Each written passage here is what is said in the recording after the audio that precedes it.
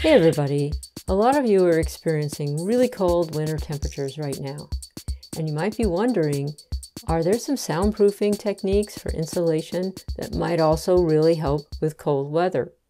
And the answer is, sometimes yes. But the two solutions aren't always the same. So first of all, you lose a lot of heat through your windows. And if you live in North America, you might have some very drafty windows. Some of the recommendations I'm going to make are better for temperature, but not necessarily for noise. You can put removable plastic sheets over your windows. This will help block some of the energy loss from your home in a very inexpensive way.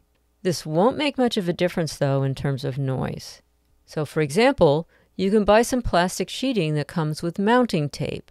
The kit shown here is from Ace Hardware, and it covers windows that are 3 feet by 5 feet, and it costs about $13. You can also add bubble wrap inside the sheets between the window and the sheet for extra insulation. And that's demonstrated in a pretty good video from another YouTube channel called Home Repair Tutor. And then there are weatherized inserts. You've heard me mention some energy saver weather inserts that I used for a while on some of my windows. These are heavy vinyl sheets in aluminum frames with foam padding around the edges, and they're custom made in the US by a company called Energy Saver Window Inserts. Their website is at windowinserts.com. Their prices are pretty reasonable, and the inserts are sturdy and easy to reuse year after year. They're not really soundproof. They might reduce noise by 3 or 4 decibels, which won't really help you with loud noise, but they stop cold drafts. And of course, you can make your own window inserts with 1/4 inch of plexiglass from a company like Tap Plastics or Acme Plastics. This will cost you about $100 for a panel that's about 36 by 48 inches. They will also help you reduce certain types of noise by at least 10 decibels, and it definitely retains the warm air inside your home. If you want to try solid window plugs with insulation in them, or heavy curtains, they might also help, but of course you'll block any incoming light, and the curtains would have to be fit pretty snugly to the window. If you want new windows, then double pane windows are better than single pane glass, obviously.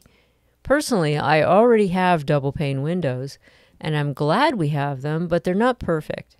If you want to replace inefficient windows, you might consider triple paned windows. And if you're like me and you prefer the energy efficiency and quietness of European windows, there's a company in Canada called Neufenster, Neufenster, and they make high-quality European windows and doors that meet Passive House requirements. And some of the criteria for Passive House also applies to good soundproofing. As you've seen in some Soundproofist videos, I have Quiet Rock drywall on some of my walls. And Quiet Rock, the company, has a fact sheet that says they do not provide thermal insulation in their drywall, and that the R value is about the same as the standard drywall. But on a cold day, if I put my hand on one of the Quiet Rock external walls in my apartment and compare it to the normal drywall on one of the other external walls, the Quiet Rock drywall feels a little warmer. All of the walls are insulated, and it doesn't matter if they have fiberglass or cellulose in them. The Quiet Rock drywall feels slightly warmer to me. Of course, insulating your exterior walls is going to help you with noise and also with weather. And you don't have to remove your walls to insulate them. You can buy cellulose fiber at a hardware store and rent a blowing machine, or you can hire someone to do it for you. Just be sure to use cellulose material, not fiberglass. Cellulose is denser and it's fire retardant, and it's also more effective for both heat insulation and noise insulation. If you live in an older home with lath and plaster walls, yes, you can blow insulation into those walls also. This article from ehow.com tells you how to do it. To summarize this article, you basically drill holes through the plaster and also through the lathe behind it, and make those holes big enough to insert the blower hose. When you're done, use spray foam to plug the holes in the lathe before you add more plaster over it. So you might be wondering, and I was too, if sound panels can be used for temperature insulation inside a room. It seems like panels that are made with rock wool bats should help a little to retain heat on a wall or ceiling, but I'm not sure if they do. I found a thread where people said this doesn't work. At least it doesn't work in a music studio. I still think that if you have enough of them across a ceiling, it might help keep the heat from rising upstairs. I say use them for room acoustics, and if they help a little with temperature insulation, that's a nice bonus.